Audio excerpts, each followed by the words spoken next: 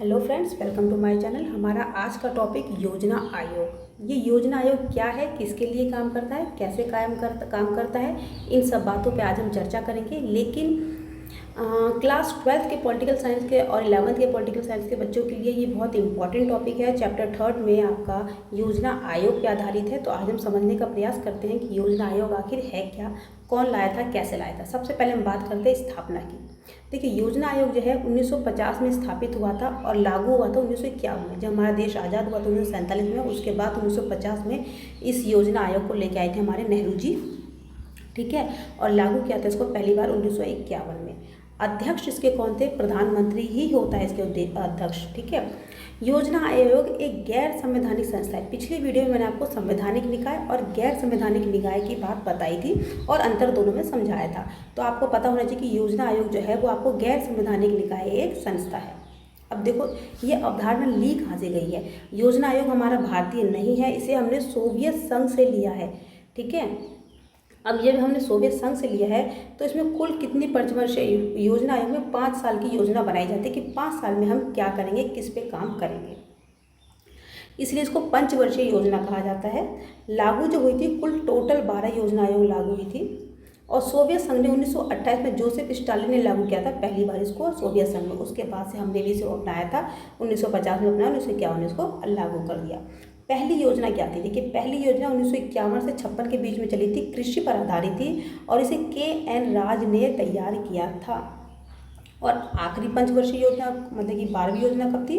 2012 से 2017 के बीच में इसे चलनी थी, लेकिन इसे 2015 में ही स्थगित कर दिया गया और उसके बाद नीति आयोग की स्थापना कर दी गई 1 जनवरी 2015 से। इसके भी अध्यक्ष आपके प्रधानमंत्री ही होते हैं। इतना आपको अच्छे से समझ में आ गया होगा कि योजना आयोग क्या होता है। योजना आयोग मतलब 5 साल की योजना बनाई जाती है, पंचवर्षीय योजना, कि इस 5 साल पे हम एक बेसिक चीज़ पे ध्यान देंगे, जैसे कि कृषि पे ही सिर्फ कृषि पे ध्यान देंगे, या अगर उद्योग है तो सिर्फ उद्योगों पे ध्यान देंगे। ये आपके लिए इंपॉर्टेंट हो सकते हैं, ठीक है। अगला देखिए, अब देखिए इसको हम समझने की कोशिश करते हैं थोड़ा डिटेल में कि ये योजना आयोग जो है एक चार्ट के थ्रू से कि कब कब चली थी और कैसे कैसे चली थी। देखिए, सबसे पहला जो चला था 1951 से 56 के बीच में चला था, इसको हैरोल्ड मॉडल पर आधारित था और इसमें कृषि के विकास की बात कही गई थी। इसमें कृषि के विकास की बात की गई थी कि पूरे 5 साल तक हम केवल कृषि के ऊपर ध्यान देंगे, ठीक है। अब ये सफल रही कि नहीं रही, इसकी भी हम बात कर लेते हैं। ये बिल्कुल सफल नहीं हो पाई थी, क्योंकि इसमें जो वृद्धि, पहला वाला आपका सफल हो गया था, 3.6 इसकी वृद्धि रखी गई थी और जो हमने हासिल भी कर लिया था। देखिए, हर योजना आयोग के लिए एक टॉपिक रखा गया था, उसके बाद उसका ये भी रखा गया था हम उसको कितना कोशिश करेंगे लेने की, ठीक है। दूसरा है आपका 1956 से 51 के बीच में चला था, इसे पी.सी. महान बोलिस पर आधारित था, ठीक है। ये और क्या नाम है, इसमें क्या किया था, उद्योगों के विकास की बात की गई थी। ये सफल रही थी 4.1 विकास के साथ। तीसरा आपका 1966 से 61 से 66 के बीच में था, इसे गॉडगिल योजना के नाम से जाना जाता था। अर्थव्यवस्था को गतिमान और आत्मसम्मान निर्भर बनाना था इसमें भारत को। ये सफल रही थी, असफल हो गई थी क्योंकि इस समय पे 1962 में आपको चीन के साथ युद्ध करना पड़ा था, ठीक है।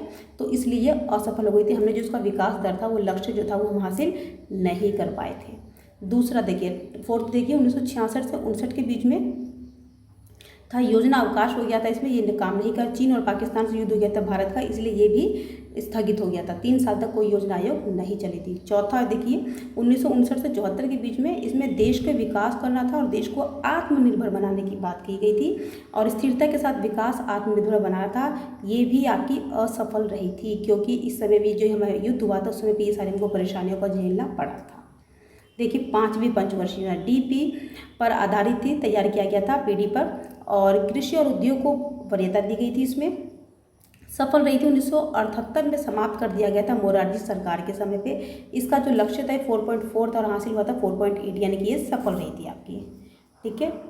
अगला देखिए, 6वीं पंचवर्षीय योजना 1980 से 85 के बीच में हुई थी।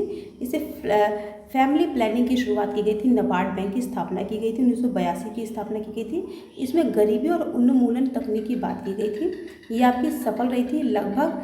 देखिए, इसमें लक्ष्य जो रखा गया था 5.2 रखा गया था और हासिल 5.7 हुआ था आपका।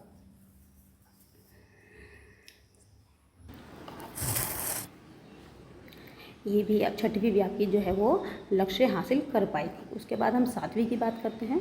7वीं निजी क्षेत्रों को प्राथमिकता दी गई। इसमें उदारीकरण और वैश्वीकरण पे ध्यान दिया गया। ठीक है, आत्मनिर्भर व्यवस्था और रोजगार के अवसर प्रदान किए गए इसमें। उसके बाद ये इसकी बात करें तो ये सफल रही, 2 वार्षिक योजना भी चली। ठीक है, और 5.0 इसको हासिल करना था, लेकिन 6.0 इसने हासिल किया, 1% ज़्यादा। उसके बाद हम बात करते हैं 8वीं की। 8वीं जो है उदारीकरण, वैश्वीकरण, निजीकरण यानी कि LPG की मॉडल पे आधारित थी। और ये रोजगार, शिक्षा व स्वास्थ्य को प्राथमिकता दिया गया था इसमें। ये भी आपकी सफल रही थी। 5.6 इसका लक्ष्य दर रखा गया था, लेकिन इसने हासिल किया था 6.8। 9वीं आपकी आज़ादी के 50 साल पूरे हो गए थे, तो इसमें न्याय और समानता की बात की गई थी और ये असफल हो गई थी। क्यों असफल हुई थी? क्योंकि इसमें लक्ष्य 7% रखा गया था, लेकिन जो हासिल हुई थी वो 5.6% ही हुई थी। 10वीं है आपकी। 10वीं 2012 तक गरीबी अनुपात को 15% कम करने की कोशिश की गई थी। 10 साल में प्रति व्यक्ति आय को दुगना करना था, लेकिन ये असफल हो गई। लक्ष्य इसमें 8% रखा गया था, लेकिन हासिल हुआ था 7.2%। अगला देखिए 11वीं 2001 से 7 से 12 के बीच में था। श्री रंगराजन ने इसे तैयार किया था। तेज और समावेशी विकास की इसमें बात की गई थी, ये भी आपकी असफल हो गई थी। उसके बाद हम बात करते हैं 12वीं योजना की। 12वीं 2012 से 17 के बीच में चली थी। श्री रंगराजन ने इसने इसे तैयार किया था। तेज, अधिक और समावेशी और सतत विकास की बात की गई थी, लेकिन 13 अगस्त 2014 को इसे रोक दिया गया और 1 जनवरी 2015 को नीति आयोग ले आए थे और ये लक्ष्य को हासिल नहीं कर पाई। जैसा कि आपको पता है कि ये सारी योजना आयोग थी, इसके बेसिस पे क्वेश्चन आपसे पूछे जाते हैं, क्वेश्चन आते हैं कि कौन सी सफल हुई, कौन सी नहीं हुई, और सबसे इम्पॉर्टेंट आपको किस पे आधारित थी या इसको किसने तैयार किया था, इसके ऊपर क्वेश्चन तैयार किया जाता है MCQ के थ्रू। क्लास 11-12 में पॉलिटिकल साइंस के 3rd चैप्टर के लिए सबसे ज़्यादा इंपॉर्टेंट टॉपिक है। होप सो कि आपको अच्छे से ये समझ में आया हो।